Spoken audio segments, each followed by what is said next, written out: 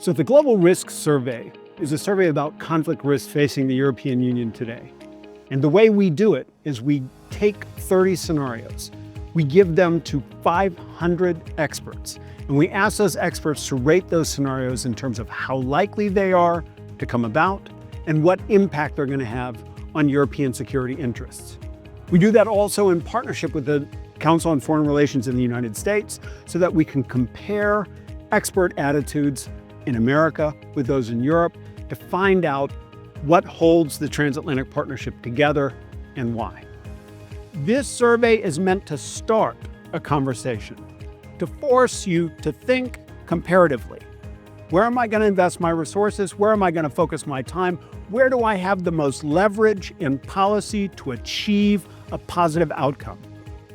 If we can help to frame that conversation, if we can shift the way you think about the world, not by telling you something you don't know, but by focusing your attention on something you do know and need to give more thought, we will have succeeded. The first priority the Europeans need to deal with is a series of attacks on critical infrastructure of the European Union. This includes subsea cables, power grids, water plants, and any kind of digital networks.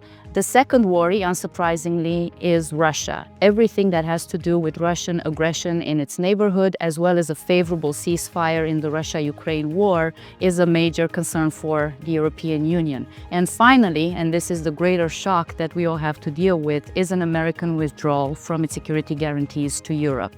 In fact, the military alliance that is most important for the European Union is now a source of risk rather than a reinforcement of our security environment.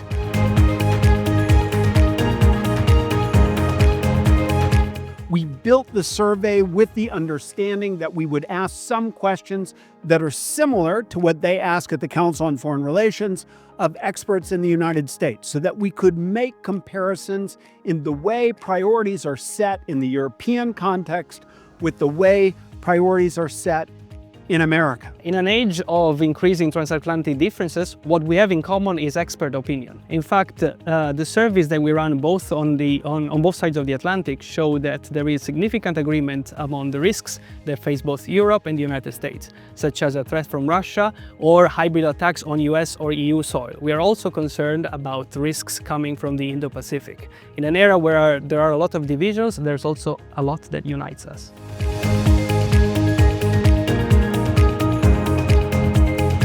The results of this survey tell us that this is a world of escalating threats, with pressures coming from all sides, east, south, west and north. The European Union now needs to move from having identified the what to the what's next, how we're going to address these threats. That will require us dropping the psychology of weakness, getting from the back foot onto the front foot, and turning our many sources of strength, economic, political and military, into actual sources of power.